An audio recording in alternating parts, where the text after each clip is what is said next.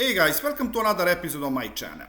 So, today we are continuing our story about FPGA and about Tang Nano 9K development board, and we are still talking about 40 pins LCD display. Display that I am using it's on 9 MHz, 4.3 inches. 480 by 272 pixels. And in previous episode, if you remember, we created a graphic driver for this device. But as I said, that driver is for educational purposes only. It's very impractical for the various reasons. First of all, with Tang Nano 9K, we have problem with memory. We don't have enough memory. And in previous example, we use a frame buffer. Therefore, we had to use smaller resolution. That is upscaled later on. And that is big problem for itself. Because when you get yourself into that kind of calculations, you are always going to end up with some misconfiguration. And in this episode, I intend to solve that problem and to show you how to draw other primitives like ring, circle, ellipse, and line. So this example is going to be different how. First of all, we are going to use far less code, it's going to be less complicated,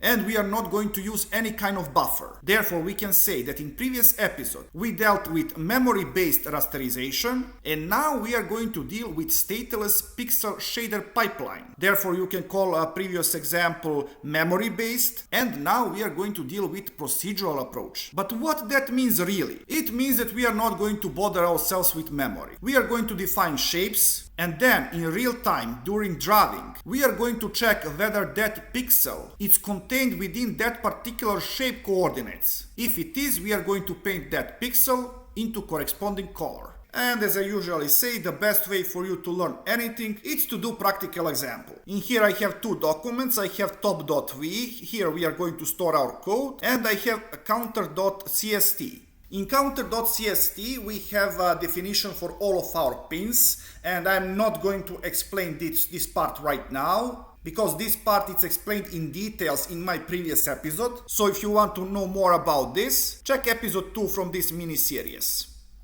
Alright,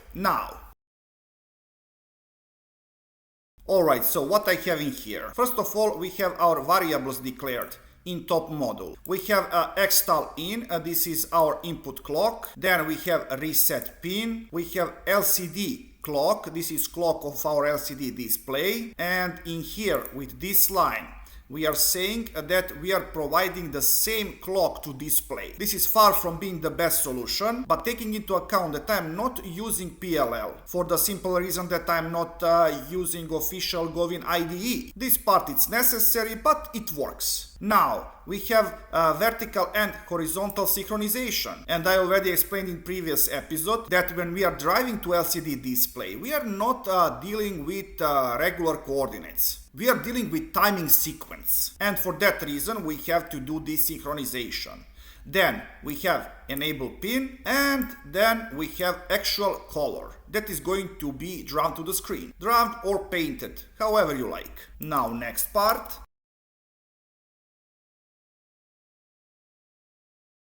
So what we have in here, in this always block and these two variables. We are defining x and y variables. These variables are for coordinates, and both of these are a value of 10 bits. Then we have always block, and first we are checking whether reset button is pressed, and if it is, we are setting both x and y to 0, else we are checking whether x reaches 799. If is, we are going to deal with another row, so we are setting x to 0, and then we are checking whether y it's 524. If is, we are going to set y to 0. That means that we are at the end of our screen, and if it's not, we are going to add 1 to y. This literally means that we are dealing with 1 pixel per clock.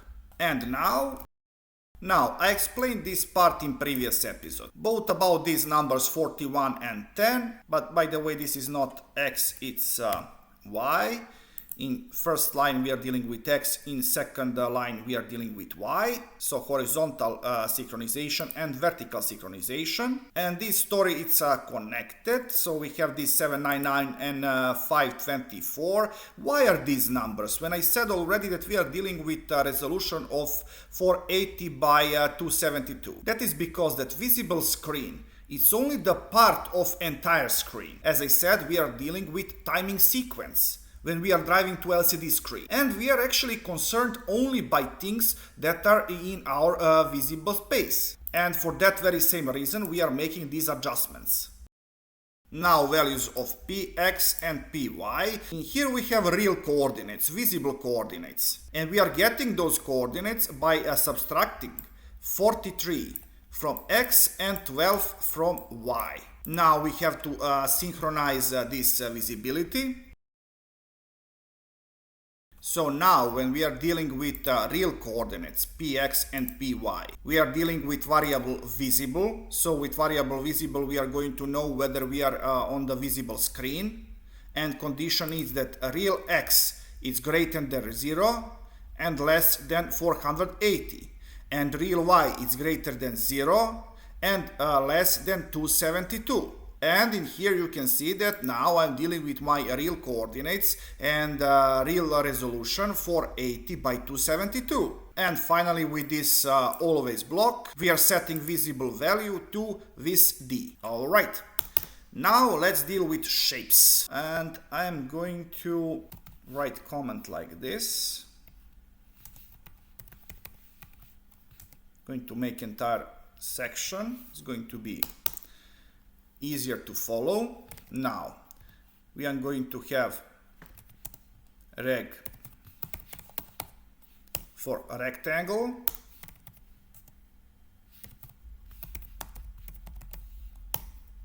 circle, so rectangle, circle, ellipse, ring and line. Now first we are going to deal with a rectangle. So this variable defines whether coordinate belong to a rectangle, and how we are going to know if that coordinate is bigger than 20 pixels for x variable and less than 80 for x variable, greater than 20 for y variable and less than 60 for y variable. That means the top left corner is going to be in 2020, rectangle is going to be wide 80 pixels, and height of rectangle is going to be 60 pixels. Now let's deal with circle. This is a little bit more complicated. Alright, what about this geometry? First, with these two lines, we are pretending that our circle is on 0, 0 point. Actually, coordinates of our circle on our screen is going to be 140 for x and 80 for y.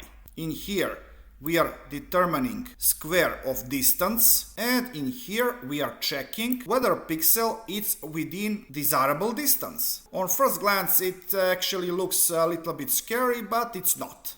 Now let's deal with ellipse. Ellipse it's similar but complicated.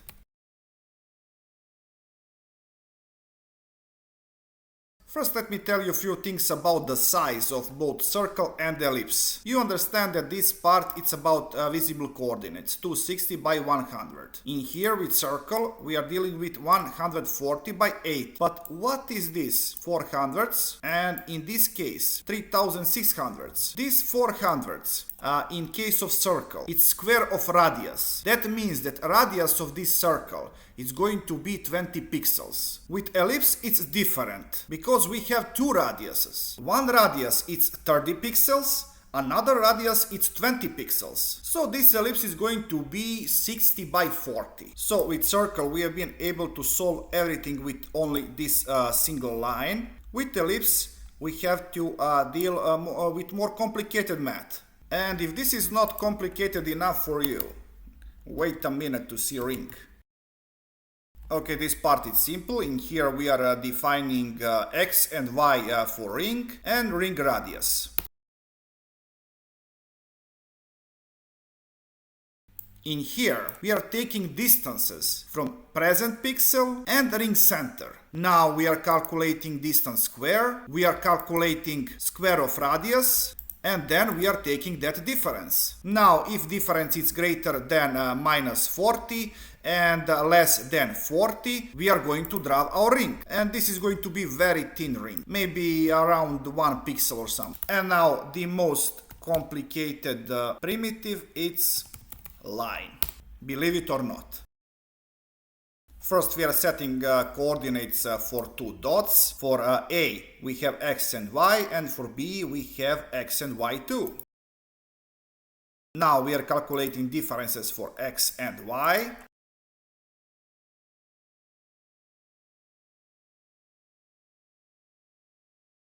So as I said, in here we are calculating vectors, in here we are calculating cross product, in here we are calculating dot product. In here we are dealing with length of segment and final condition. In here we are determining thickness of this line. So this line is going to be like 1 pixel or something. And finally, with this always block, just let me write it on positive edge of clock. We are going to pass these calculated values. Now we are going to deal with colors. So what is this? Of course, we have 16 bits for color. Why? Because we have 5 bits for red and 5 bits for blue and 6 bits for green. And now, if our pixel is in a line, we are going to color it as black. If it's a ring, we are going to color it, I believe that this is purple color. If it's circle, it's blue. If it's ellipse, it's yellow. And if it's rectangle, it's green. Or sorry, rectangle, it's red. If we have no shape, our screen is going to be green. So we are going to have green background.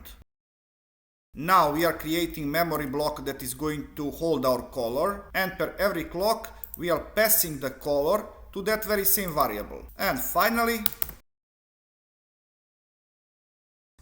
we are assigning variables. So to LCD R, to red color, if we have enable pin checked, from pixel D we are passing values from last bit to 12 bit. So bits from index 11, 12, 13, 14 and 15. 5 bits to red color, 6 bits to green color and 5 bits to blue color. And we are assigning this D to LCD enable pin, then horizontal synchronization and vertical synchronization. Now I'm going to connect my Tang Nano 9K, but first I'm going to check these errors.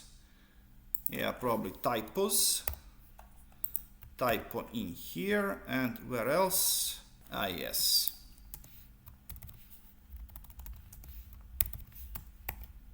I believe that I don't have any more typos.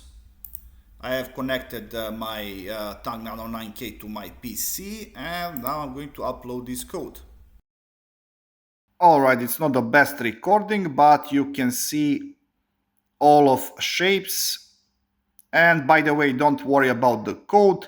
Everything you are going to find in my GitHub repository. Link is going to be in the description. So guys, thank you for watching. I hope that you learned something new and interesting. So please like, subscribe, and see ya!